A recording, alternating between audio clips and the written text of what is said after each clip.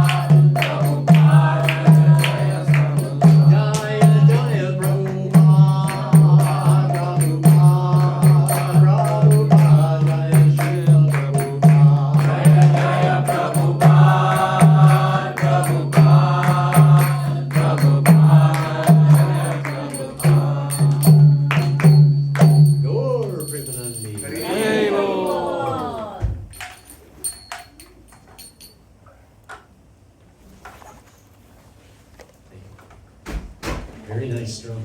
It's got a great sound. I have a drum at home that we've had for over 40 years. And I think it's gone through a couple of heads, but still even the head that's on it right now is a little old, not quite as good as that one. But they're called BALARAM Mridungas, and how fitting that today here in ISCKON Scarborough we are celebrating the appearance of Sri Balaram, which is actually on Wednesday, but because you may not be able to have a program on that day, we're having it today. So it's such a wonderful occasion. Do you have a library here with the first volume of Chaitanya Charitamrita? Is that, I mean, if it's not available, I've got it on my phone, but just kind of like holding the book, but if we don't have it, that's fine. Om Ajnanatimrandasya Gyananjana Shalakaya Chakshurunmilitam Yena Tasmai Shri Gurave Namaha Shri Chaitanya Bhishtam Sthapitam Yena Bhutale Swayam Kadayam Dadati Swapadantikam Vandeham Shri Guru Shri Rutapatakam Shri Guru Vaishnavascha Shri Rupam Sagrajatam Sagaranatam Sajivam Sadvaitam Savadutam Parijana Saitam Krishna Chaitanya Devam Shri Radha Krishna Anam Sagara Lalita Shri Vishakam Pitamscha He Krishna Karuna Sindhu Dinamando Jagapate Gopesha Gopika Kanta Radha Kanta Namostute Tata Kancha Gaurangi Radhe Vrindavaneshwari Rishabhanu Sute Devi Pranamami Hari Priye Vanchakalpatarubhyascha Kripa Sindhu Devacha Patitanam Pavanebhyo Vaishnavebhyo Namo Namaha Jai Shri Krishna Chaitanya Prabhu Nityananda Shri Advaita Gadadhara Shri Vasadi Gaura Bhaktavinda Hare Krishna Krishna Krishna Hare Hare Hare Rama Rama Rama Hare Hare.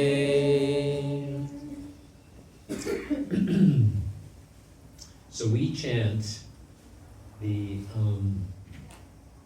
Hare Krishna Maha Mantra, and the last part of the Hare Krishna mantra is Hare Rama, Rama Rama, Hare Hare. And Prabhupada sometimes translated that as the reservoir, Rama being the reservoir of pleasure. And that can refer to Lord Ramachandra. But generally when Srila Prabhupada was asked, he would, sometimes depending on his audience, I think perhaps, he would say, this Ram is referring to Lord Ramachandra. And then other times he would say, this Ram is referring to Lord Nityananda. And either way, doesn't matter, it doesn't have to be a debate. They're all one. Simultaneously one and different. Lord Ramachandra is Krishna, an incarnation of Krishna, but he's also different from Krishna, we know. And Lord Balaram is actually the first incarnation of Krishna, but he's also different from Krishna. And I'm choosing to read a few verses from the Chaitanya Charitamrita, which actually glorify Lord Balaram. And the reason that KRSNADAS KAVIRAJA speaks about Lord Balaram in the Chaitanya Charitamrita is because he is establishing that the Sri Panchatattva, we chant the Panchatattva Maha Mantra, Jai Shri Krishna Chaitanya Prabhu Nityananda Shri Advaita Gadadhara Shri Vasadi Gaura Bhaktavinda. So KRSNADAS Kaviraj is establishing the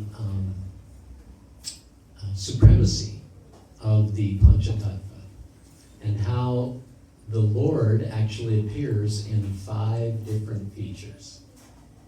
So Lord Chaitanya, as we know, Shri Krishna Chaitanya, Radha Krishna, Nahe Anya. So there is no difference between Shri Krishna Chaitanya and Radha Krishna. Sometimes we're establishing many temples now in the metropolitan area, and I think Scarborough was like the first one, wasn't it? Or was Brampton the first one? I can't remember. Anyway, I think well, it was right up there. They were pretty close. Scarborough was first? Scarborough was first. Okay, very good. So, and I know that sometimes visitors come to these temples, and we may have Radha and Krishna on the altar, and we also have Gaur Nitai on the altar, and many of the Indian people who come are not familiar, especially if they are from South India. Often they really are not so familiar with. Some South Indians are familiar with Lord Chaitanya, but some are not, and that's okay. Everybody has to learn sometime. And so Lord Chaitanya appears as his own, he is Krishna, but he is actually appearing in the form of a devotee of Krishna. So Lord Chaitanya is absolutely non-different than Radha Krishna, but even more so, he is Krishna coming in the mood of Radharani. That's why we say there's no difference between Sri Chaitanya and Radha Krishna, because both moods are there. The mood of Krishna, but also the mood of Radharani, and especially in Lord Chaitanya's later pastimes in the Antya Leela, that mood of separation really comes to the forefront. And the pastimes that Lord Chaitanya has in Jagannath Puri are very much in that mood of complete separation, where Lord Chaitanya is just totally absorbed in the Vipralambha Bhav, the bhava, the ecstasy of separation from Krishna. So, and so, who is the second personality in the Panchatattva is Lord Nityananda. And Lord Nityananda is absolutely non-different from Lord Balaram. And the wonderful thing about Balaram's appearance day on this day is that we have a very wonderful scriptural source, being the Chaitanya Charitamrita, wherein KRSNADAS Kaviraj, in describing the glories of Lord Nityananda, obviously one of the main glories of Lord Nityananda is that he is Lord Balaram. So that anybody who doesn't know the Panchatattva, who doesn't know Gaura Leela, they may be thinking, who is Nitai Gaur? Who is Nityananda? Who is Chaitanya? Like that. But KRSNADAS Kaviraj very expertly shows that Lord Nityananda is absolutely non-different than Lord Balaram. And he starts off, first of all, in chapter 5 of the Chaitanya Charitamrita Adi Leela, the glories of Lord Nityananda Balaram. Nityananda is sometimes called Nityananda Balaram because he is non-different than Balaram. And there's a very nice verse here that KRSNADAS Kaviraj has written. Sarva Avatari Krishna Swayam Bhagavan Kanhara Dvitiya Deha Shri Balaram. The Supreme Personality of Godhead Krishna is the fountainhead of all incarnations. Lord Balaram is his second body. So Prabhupada goes on in the purport, Lord Sri Krishna, the absolute personality of Godhead, is the primeval Lord, the original form of Godhead, and his first expansion is Sri Balaram. The personality of Godhead can expand himself in innumerable forms. The forms that have unlimited potency are called sphanksa. And the forms that have limited potencies, the living entities, are called vibhinangsa. So this is establishing the non-difference of the difference between the living entities and the Supreme Personality of Godhead. Those that have the potencies of the unlimited potency of Vishnu Tattva, they are called Swangsa, and the living entities are Vibhinangsa. So we know that verse, Nityo Nityananam, Chaitanas Chaitananam, Eko Bahudati Yo Vididati Kaman. That there is one Supreme Consciousness amongst all consciousnesses, and there is one Supreme Eternal amongst all eternals. And that one eternal is satisfying the desires of all the others. So that is Krishna. And here, KRSNADAS KAVIRAJA is establishing that Lord Balaram is that same person, Krishna, but just it's his second body. So we know that yogis can sometimes have mystic powers, right? They can actually multiply themselves.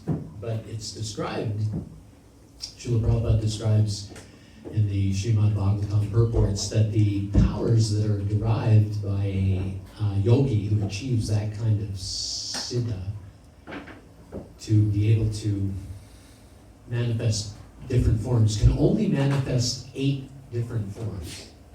And those forms have to be doing the same thing, pretty much. They can't. So if he manifests a form of himself somewhere else, he has to sort of monitor. It's like a puppet. He's manifest a puppet of himself somewhere else, and he has to keep in control of it, and he's basically, so it's not in the same way that the Supreme Lord manifests different incarnations of himself, but every one of them is completely independent and completely supremely powerful.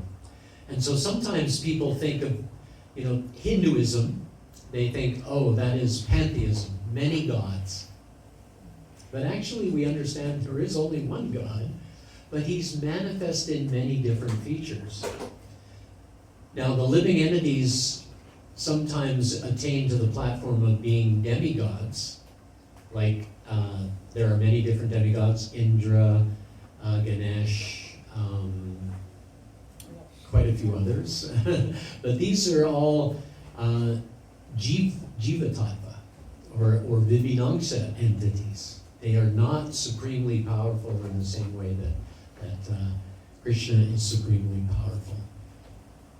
So there's that distinction that is there. So Hinduism is really one God, but he manifests himself in multifarious forms, but he is completely different from all the living entities that he is taking care of.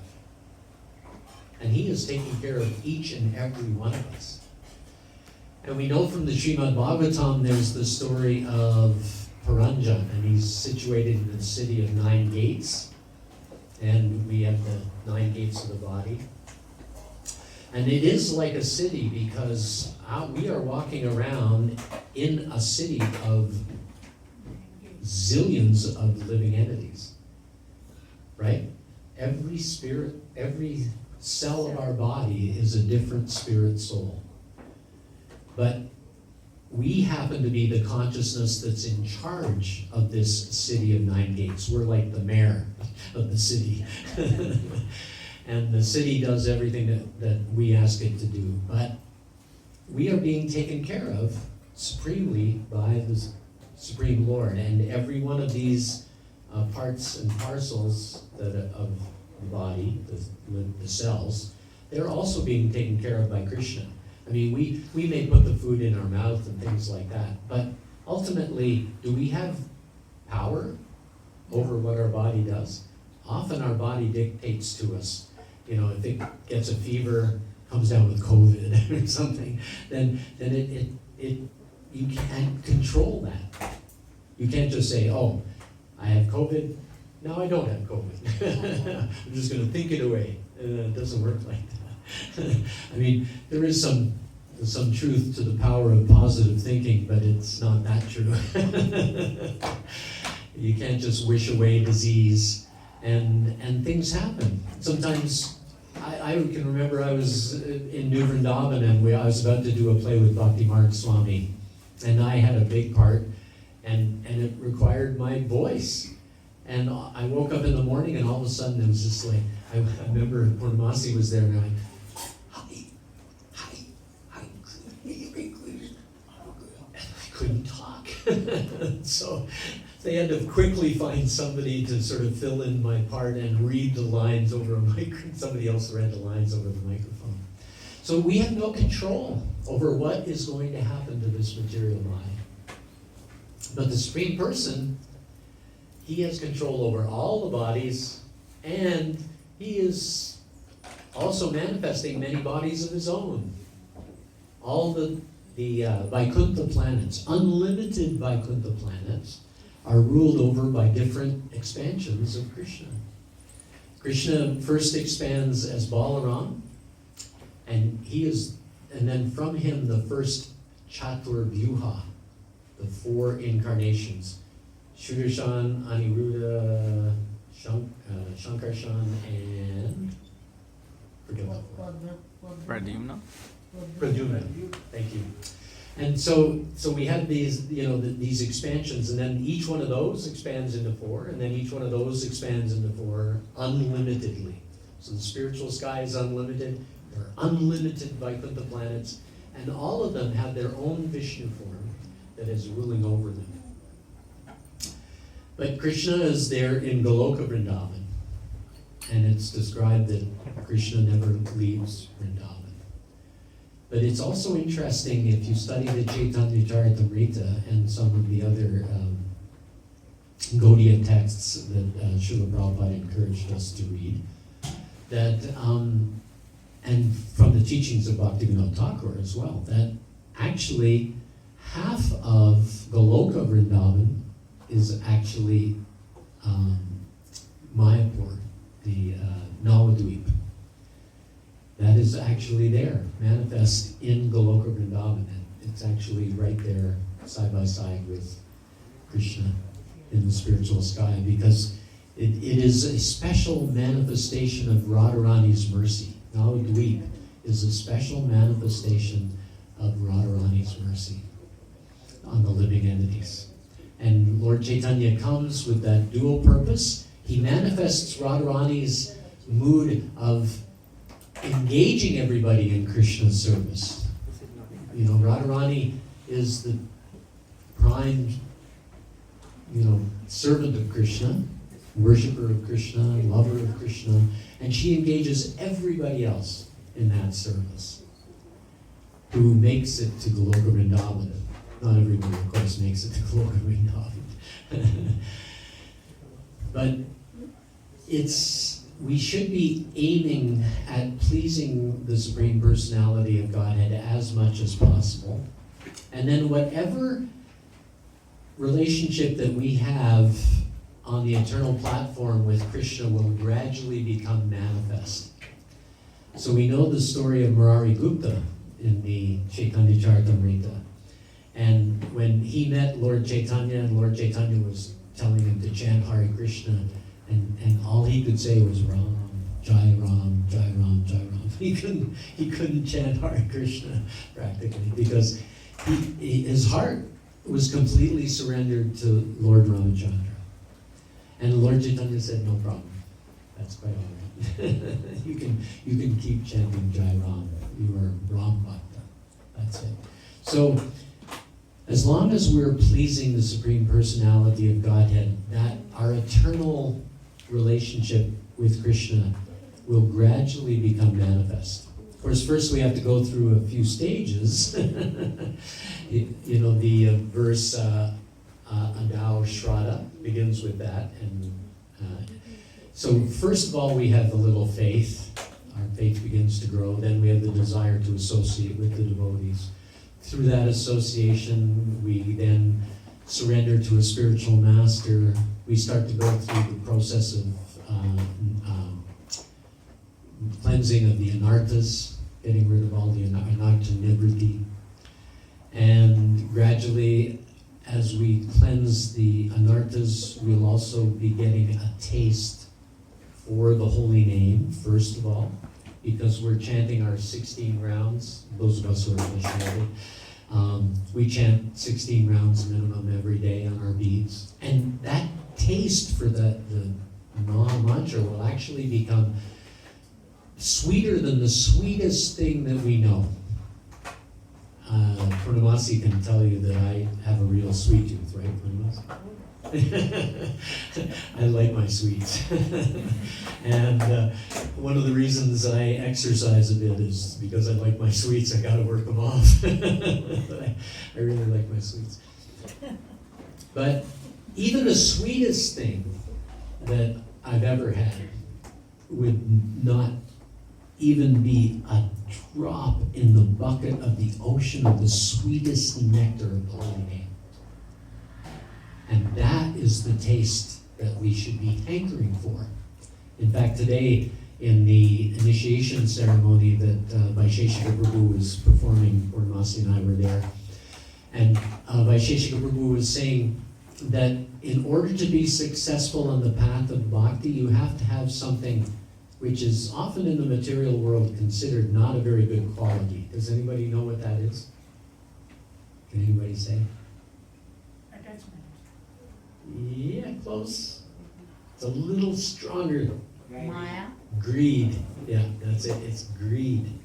You know, normally if you're greedy in the material world, you're not a very nice person because you're taking from or you want to take from everybody else, and you're trying to take from everybody else, and sometimes you're successful and you're making other people feel bad, right?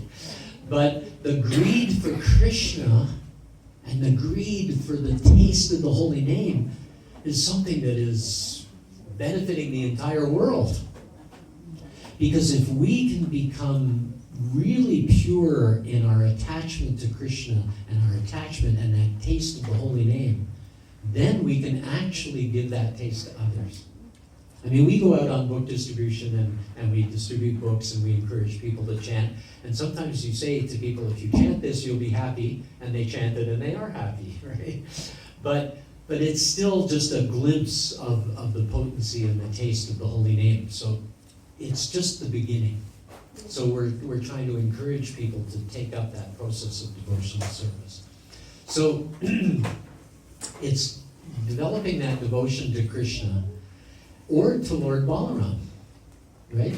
I mean, we have Jagannath on the altar, and there's Jagannath, Baladev, and Subhadra. So Lord Balaram is there, and he is non-different. Actually, Jagannath and Balaram are non-different, but you look at them and, oh, there's a difference. Big difference. One's black and one's white. And Prabhupada was one time asked, actually, what's the difference between Krishna and Balaram? And Prabhupada just said, one is black and one is white. That's the only difference. We know that from the pastimes of in the Mahabharata and the troubles that were going on between the Pandavas and the Kauravas. Very difficult situation. And we often tend to classify the Kauravas as being almost demonic, right? I mean, if you kind of go, well, they were the demonic kings, right? That Krishna came, Paritranaya Sadhunam Vinashaya Chaduskritam. Dharmas samsapartaya sambhavami yuge yuge, that in order to deliver the bias and annihilate the miscreants, I descend myself millennium after millennium. So Krishna came to annihilate a lot of these demonic kings, the ones that were not understanding Krishna to be the Supreme Personality of Godhead. Interestingly, though, in the Mahabharata, there are stories where Duryodhana, being a king, right? He had taken the kingdom, was ruling the kingdom while the Pandavas were in exile. And there were many dealings that Duryodhana had that with Brahmanas, Duryodhana was offering sacrifices to the Supreme Lord. He was offering sacrifices to the Supreme Lord. And he was offering charity to the Brahmins. He was making sure that the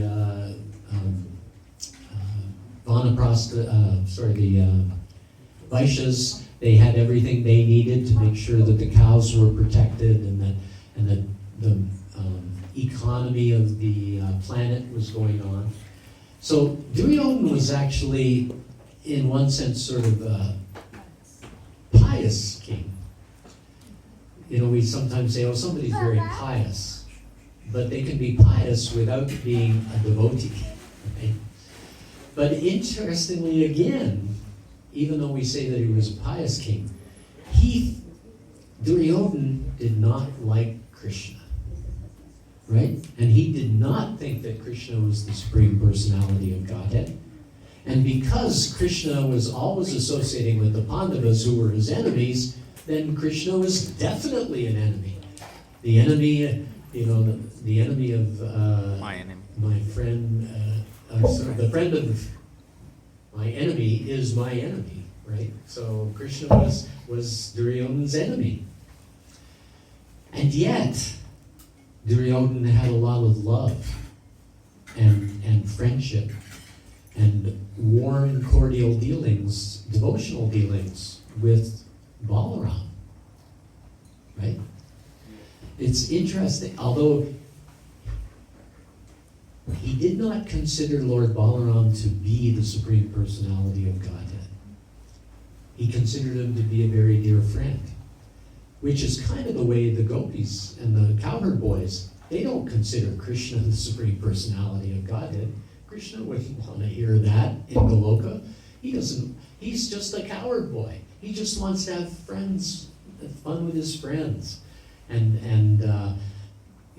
have all the pastimes that he has. In just like when he shows the universal form to Mother Jasoda, after he's been eating the dirt.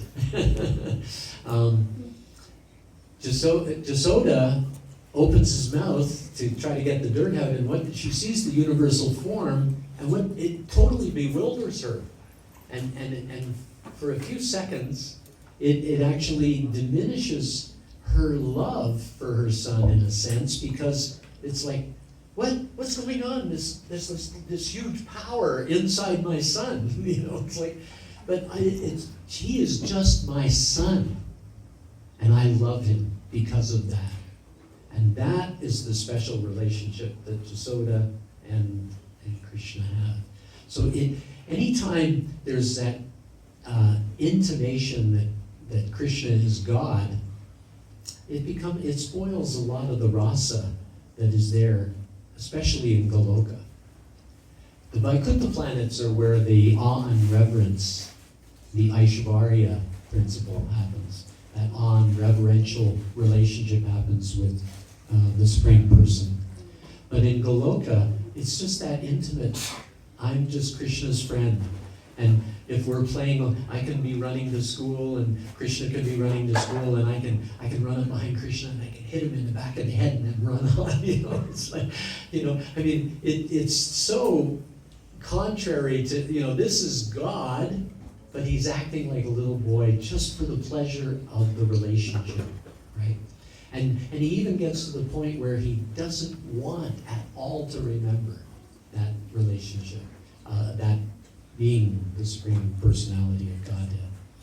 So Krishna is taking care of all his devotees in that way, but Duryodhana, in fact, had that kind of a relationship with Lord Balaram, right? He was just Balaram's friend. He didn't consider him God. He definitely didn't consider Krishna to be God. He just sort of went, Krishna's, everybody's, like a lot of people are worshiping Krishna, but he's not God. At the Rajasuya sacrifice, when everybody rose when Krishna walked in, and Duryodhana was like, what's everybody standing up for? It's just this blue boy. Just the a botheration to me. But he had that relationship with Lord Balaram, so do you see how Krishna has actually separated himself from being bluish, blackish, to being white, and still having a relationship with somebody who's thinking, I'm not having a relationship with the Supreme Person, I'm just having a relationship with a good friend.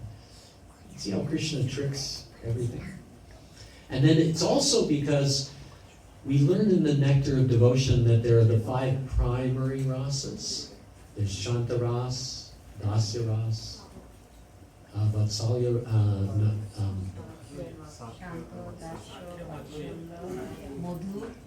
yeah, the 5 rasas. Yeah. And there's sub-rasas as well.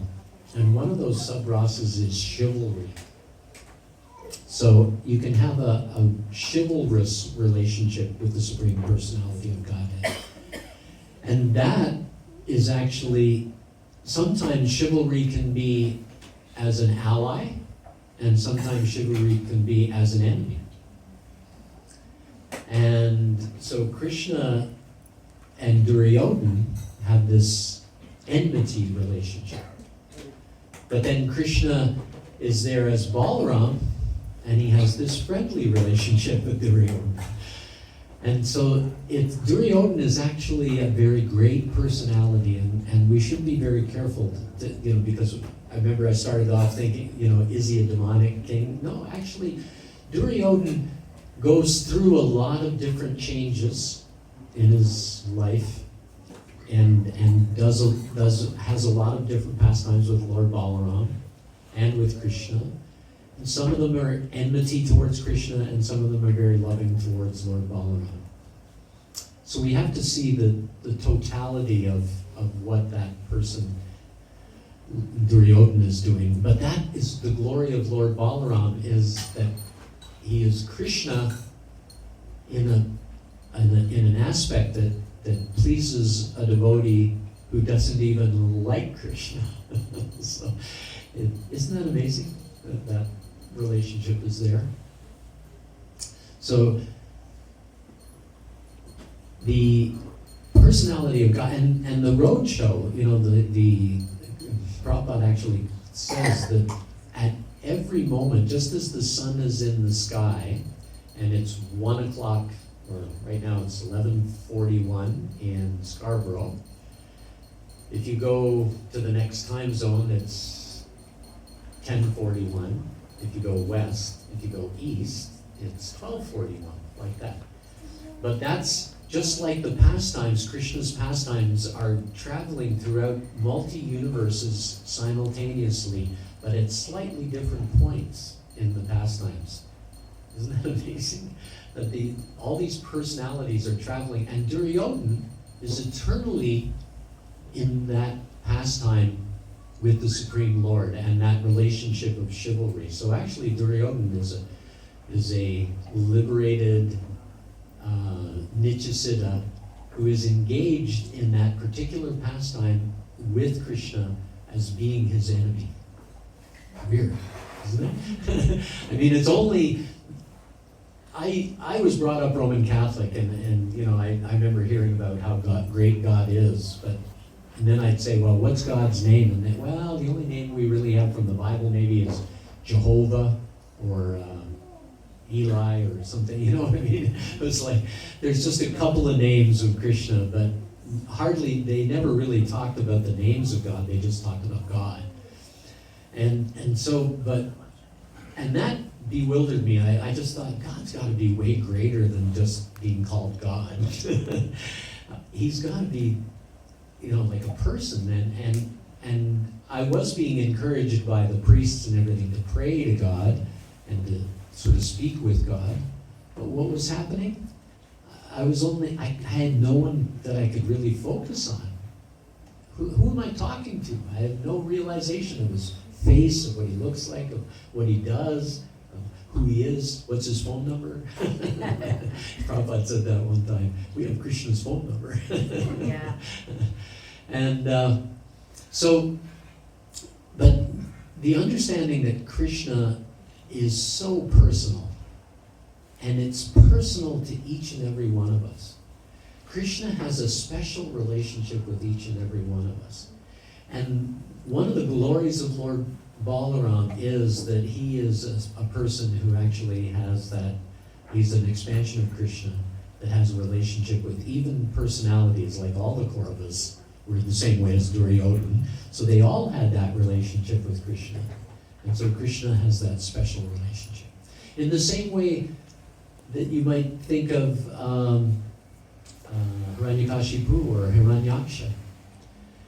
They were first and foremost great devotees of the Supreme Personality of Godhead, being the gatekeepers of the Vaikuntha planet.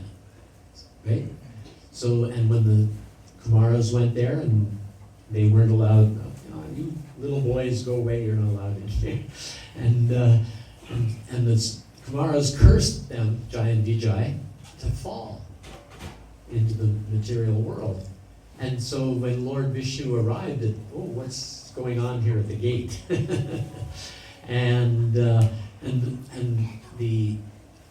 gatekeepers, Jai and Vijay, immediately started to realize, wait a minute, if Lord Vishnu came because these 4 boys are here and we're asking them to leave, we think that these 4 boys are somebody really important. So they started to be a little remorseful. And Lord Vishnu was like, well, you got cursed, so you gotta suffer the curse. So you can take 7 births as devotees, or you can take 3 births as demons. And so they thought, okay, well, we want to get back to our service as fast as possible, so we'll just take 3 births as demons. So these are actually great devotees. You know, Hiranyakashipu is a great devotee, and he's in that role of chivalry, again, though, with that enmity. Somebody like Bhishma Dev, he's in the role of chivalry with Krishna, but he's as an ally of Krishna. Even though they fight each other on the battle of Kurukshetra, Bhishma Dev is ultimately an ally throughout the Pandavas' lives. He was an ally and a well-wisher and a caregiver. And even on the battle of Kurukshetra, he fought as hard as he could, but he would not fight the Pandavas. He would not attack the Pandavas.